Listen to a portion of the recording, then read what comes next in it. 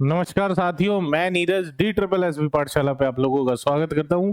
DSSB on full swing. DSSB ने announce कर दिया है जुलाई मंथ का कैलेंडर, जिसमें हमारे जो मैट्रन के एग्जाम सबसे पहले होने वाले हैं, जो कि शुरू होने जा रहे हैं 7 तारीख से।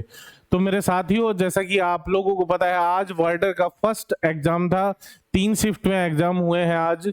तो इन एग्जाम के बिहाफ पे मैट्रन और असिस्टेंट सुपरिटेंडेंट पीजीटी और इन सब में जो एग्जाम में क्या बदलाव आ सकते हैं, क्या आज के एग्जाम में बदलाव आए हैं, इस वीडियो में हम पूरा जानेंगे। आज के एग्जाम के रिव्यू और आगे आने वाले चेंजेस की आगे क्या क्या हो सकता है, आप अपनी तैयारी को कैसे लास्ट टाइम में बेहतर बना सकते हो, उन सभी बातों को जानेंगे इस वीडियो में। तो दोस्तों शुरू करते हैं। जैसा कि हम जानते हैं कि आज ये नोटिफिकेशन आया है, तो इसमें जुलाई 7 तारीख से मैट्रन के एग्जाम स्टार्ट हो रहे हैं और 13 तारीख से आप लोगों के असिस्टेंट सुपरिटेंडेंट के हैं।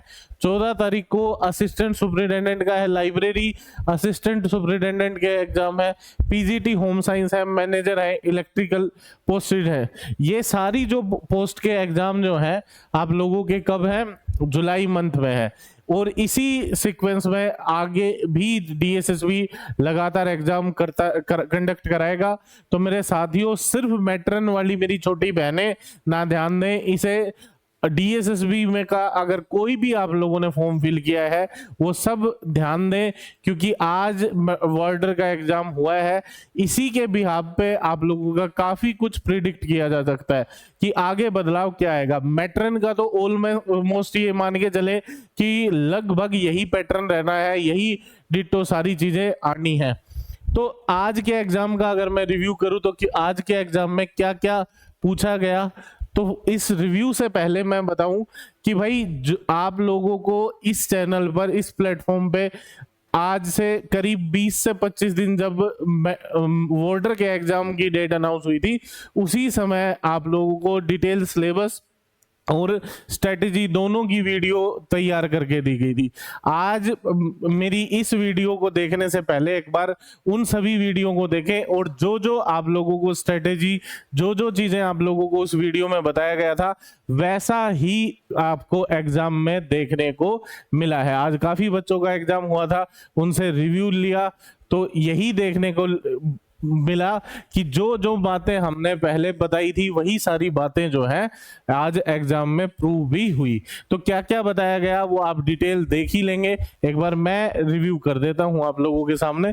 तो पहले तो आप लोगों को बताया था कि 40-40 एग्जाम की मार्क्स के जो है ईच सेक्शन रहने वाला है, और सबसे पहले जो सेक्शन ओपन होगा वो रीजनिंग का होगा, और ये 2 सेक्शन में होगा 20-20 नंबर का। अब रीजनिंग का जो एग्जाम का लेवल रहा वो क्या रहा, जैसा कि उस वीडियो में भी मेंशन किया गया था कि भाई स्टार्टिंग में जो एग्जामिनर है वो लेंथी क्वेश्चन दे रहा है, जिससे आप लोग उसके साइकोलॉजिकल ट्रैप में फंस जाओ कि स्टार्टिंग में ही क्वेश्चन पढ़ने में आप लोगों का टाइम लग जाए और आगे आप इजी जो पोर्शन है उस तक पहुंच ही ना पाओ। यही अब भी देखा गया। मैंने उसमें भी वीडियो में सजेस्ट किया था कि भाई एक जो 20 क्वेश्चन का स्लॉट आपके सामने ओपन होगा, उसे एक बार आप जल्दी से देखें कि किस क्वेश्चन को अप्रोच करना है। बड़े क्वेश्चन को आप लोग स्किप करें स्टार्टिंग में।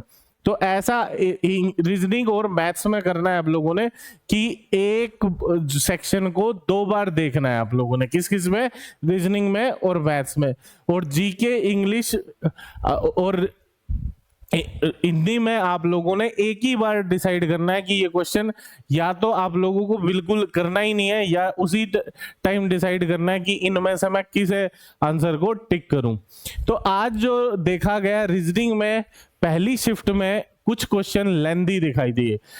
ये कहें कि 5 से 6 लाइन का क्वेश्चन दिखाई दिया। तो वो 3 से 4 क्वेश्चन थे सिटिंग के जो थे, वो काफी लेंथी हो रहे थे। इस वजह से क्या हुआ, जिस बच्चे ने उसमें स्टार्टिंग में टाइम लगा दिया तो वो उस ट्रैप में फंस गया, और जो इजी क्वेश्चन थे वो नहीं कर पाया। तो यही मैंने बताया था कि आप लोग मैक्सिमम इसमें 40 मिनट्स देंगे। 40 मिनट रीजनिंग में अगर आप लोग जितना एग्जाम कर क्वेश्चन कर पाए उतना ठीक है, अदरवाइज भाई मेरा सजेशन ये है कि आप स्किप कर दो। अगर आपका मैथ्स नॉर्मल है, अगर मैथ्स आपका बहुत ही ज़्यादा प्रॉब्लम है मैथ्स में, तो बेटर है कि आप फिर रीजनिंग में टाइम लगाओ, क्योंकि दूसरा जो टाइम लगेगा वो आप लोगों का मैथ्स के सेक्शन में लगेगा। तो रीजनिंग के बाद जो सेक्शन ओपन हुआ वो हुआ आप लोगों का जीके या जीए या जीएस जो है उसका सेक्शन ओपन होता है। तो इस सेक्शन में आप लोगों ने क्या ध्यान रखना है, क्वेश्चन का लेवल जो था वो इजी टू मॉडरेट रहा है, ज़्यादा टफ क्वेश्चन नहीं पूछे गए हैं। लेकिन जैसा कि मैंने रिव्यू किया था या मोस्ट इंपोर्टेंट टॉपिक्स बताए थे पिछले जो डीएसएसबी के एग्जाम हुए थे, उन सभी एग्जाम का डीप एनालाइज करके हम लोगों ने कुछ टॉपिक्स डिसाइड किए थे कि यहाँ से डीएसएसबी क्वेश्चन पूछेगा ही पूछेगा। तो वो क्वेश्चन वही उन सेक्शन से अब भी रिपीट हुए हैं, अब भी इस आज के एग्जाम में तीनों शिफ्ट में वहां से क्वेश्चन बने हैं। तो आप लोगों को मैं यही सजेस्ट करूंगा कि हाँ, एक बार वो जीके की जरूर आप जो टॉपिक बताए गए हैं उन्हें जरूर पढ़ के जाएं, क्योंकि आप लोगों के पास तो अभी महीना भर है, महीने भर में काफी तैयारी की जा सकती है, अपने आप को आप पॉलिश कर सकते हैं, बढ़ा सकते हैं। ठीक है, तो अब जीके में आप लोगों ने जल्दी से जल्दी करना है कि क्वेश्चन को पढ़ो, इमीडिएट डिसाइड करो कि करना है कि नहीं करना है, अदरवाइज आप लोगों का यहाँ का टाइम आप लोगों को आगे परेशान करेगा। तीसरे जो नंबर पे जो आ रहा है वो आ रहा है आप लोगों की जो मैथ्स। तो मैथ्स में वही जो रीजनिंग में स्ट्रेटेजी रहने वाली है वही मैथ्स में।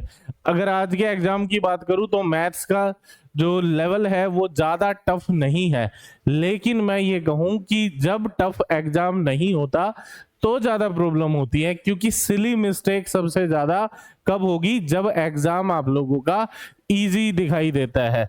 यही सारी बातें जब डीएसएसबी के रिव्यू हम देख रहे थे, डीएसएसबी का एग्जाम जब बच्चे दे के आए, वो सॉरी दिल्ली पुलिस का एग्जाम जब दे के आए थे, तो काफ़ी हमारे साथी टीचर्स भी यही कह रहे थे मैथ्स तो बिल्कुल ईजी आया है। और जो बच्चे हैं, बच्चों से भी पूछा गया तो वो हर एक बच्चा लगभग ये कह रहा था मैथ्स ही आया है।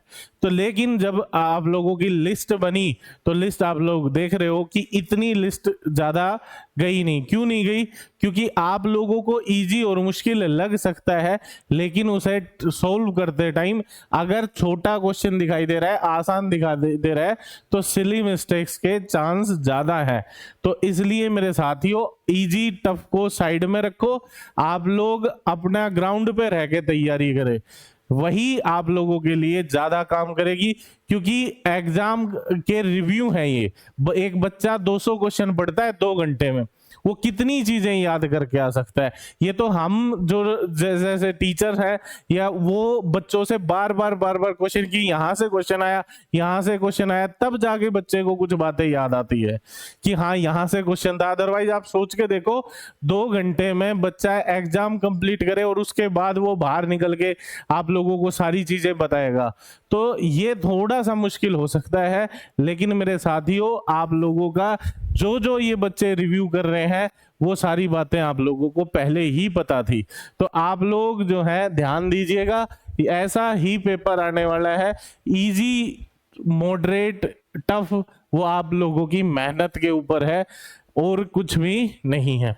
अब तीसरा जो सेक्शन खुलता है वो खुलता है इंग्लिश का, और इंग्लिश और हिंदी, इन दोनों सेक्शन में यही देखा गया कि इनके जो स्टार्टिंग वाले 20 क्वेश्चन है वो थोड़े से कैलकुलेटिव कहो, लेंदी कहो, लैंग्वेज टफ कहो, वो सारी चीजें देखी गई किसमें, इंग्लिश और हिंदी में। जबकि इनका जो बाद वाले 20 क्वेश्चन है वो कंपैरेटिव इजी लैंग्वेज के वाले थे, आसान दिखाई दे रहे थे। तो ये साइकोलॉजिकल ज्यादा लग रहा है कि आपका स्टार्टिंग में जो पोर्शन ऐसा दिखाओ जिसकी प्रेजेंटेशन थोड़ी टफ हो, लेकिन अगर ट्राई करने चलोगे तो होता वो भी आसानी है। तो अब आई हिंदी की बात, तो हिंदी में आप लोगों को इस प्लेटफॉर्म पे जितने इस मिनिमम टाइम में बिल्कुल लाइव क्लासेस के थ्रू, मैराथन क्लासेस के थ्रू आप लोगों को कंप्लीट हिंदी पढ़ाई गई, और उसी जो अब मुश्किल से वो 10 वीडियो होंगी, और उन 10 वीडियो से बाहर हिंदी का कुछ भी सेक्शन नहीं गया है। तो आप लोगों का जिनका अभी मैट्रन का एग्जाम है और असिस्टेंट सुपरिटेंडेंट या कोई भी एग्जाम है जिसमें हिंदी आए और या बाकी सब्जेक्ट्स जो हैं वो पूछे जाए, तो एक बार आप लोग वीडियो उन हर टॉपिक की स्ट्रेटेजी वीडियो जरूर देखें, और मोस्ट रिपीटेड जो टॉपिक कहें या मोस्ट रिपीटेड सेक्शन जो है उन्हें जरूर पढ़ के जाए, ताकि आप लोग अपने एग्जाम में मैक्सिमम स्कोर कर सके।